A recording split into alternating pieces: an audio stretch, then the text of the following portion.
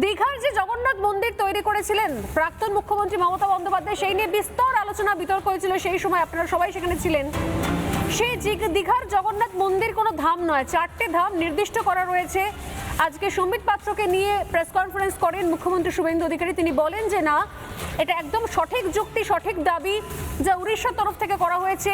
পুরীতে যা রয়েছে তো জগন্নাথ ধাম, এবং তার সঙ্গে অনেক ইতিহাস জড়িয়ে রয়েছে। দীঘাতে একটা কালচারাল সেন্টারকে সেখানে জগন্নাথ মন্দিরের অনুকরণে বানিয়ে তাকে জগন্নাথ ধাম বলে দেওয়া যায় না। ওড়িশার মুখ্যমন্ত্রী মোহন চরণ মাঝি তিনি আবেদন করেন পশ্চিমবঙ্গের মুখ্যমন্ত্রী শুভেন্দু অধিকারীর কাছে। তিনি আবেদন করেন যে ধাম শব্দটা প্রত্যাহার করা হোক, এবং আজকে প্রেস কনফারেন্স করে পাশে সম্বিত পাত্রকে নিয়ে তিনি বলেন, শুভেন্দু অধিকারী বলেন যে ধাম প্রত্যাহার করা হলো। আজ থেকে দীঘার মন্দিরের নাম হলো জগন্নাথ সাংস্কৃতিক কেন্দ্র, দীঘা শ্রী জগন্নাথ সাংস্কৃতিক কেন্দ্র, যার নামে তার রেজিস্ট্রেশন রয়েছে, লাইসেন্স রয়েছে। রিয়াকশন নেব একটু, কি বলবেন অম্বিকানন্দ? দেখুন স্বর্ণালী, আমরা প্রথম দিন থেকেই বলেছিলাম যে দীঘার ওই মন্দিরটি রাজ্য সরকার, তৎকালীন রাজ্য সরকার এবং তৎকালীন রাজ্য সরকারের মুখ্যমন্ত্রী মমতা বন্দ্যোপাধ্যায় তিনি তার সরকারি কোষাগারের অর্থে জগন্নাথ দেবের মন্দিরটি তৈরি করেছিলেন। আপনি যদি মন্দির নির্মাণের ইতিহাস দেখেন, সর্বত্রই, সেটা অযোধ্যার রাম মন্দির হতে পারে বা যে কোনো মন্দির, সেখানে ভক্তরা তাদের আর্থিক সহায়তার দ্বারা ঈশ্বরের মন্দির তৈরি করেন।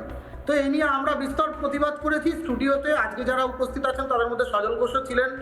আমরা বারবার একটা কথা বলেছি যে জগন্নাথ কালচারাল সেন্টার, যেটা আপনি যে নামে রেজিস্ট্রেশন করেছেন, আপনি সেই নামটা দিন।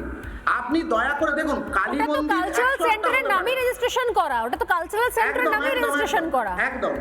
দক্ষিণেশ্বরের ভবতারিণীর মন্দিরের যেমন রেপ্লিকা করে কেউ দক্ষিণেশ্বর ভবতারিণী মন্দির 2 বানাতে পারে না, যেরকম তারাপীঠ বা কালীঘাট বা মা কামাখ্যার মন্দিরের জেরক্স কপি কেউ বানাতে পারে না, তেমনি ভগবান বিষ্ণুর যে 4 ধাম, সেই 4 ধামেরও জেরক্স কপি মমতা বন্দ্যোপাধ্যায় কেন, পৃথিবীর কোনো শক্তি কেউ বানাতে পারবেন না।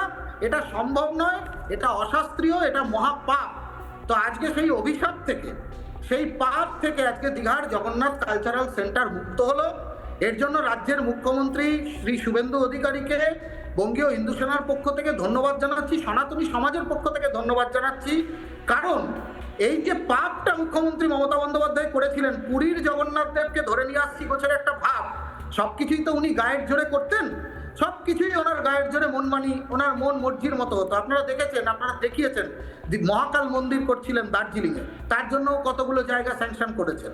তারপরে কলকাতাতে গায়ের জোরে জোর করে মন্দিরও করা যায় না, মানে শ্রী জগন্নাথও বোধহয় তাঁরও বোধহয় এই বিষয়টা ভালো লাগেনি।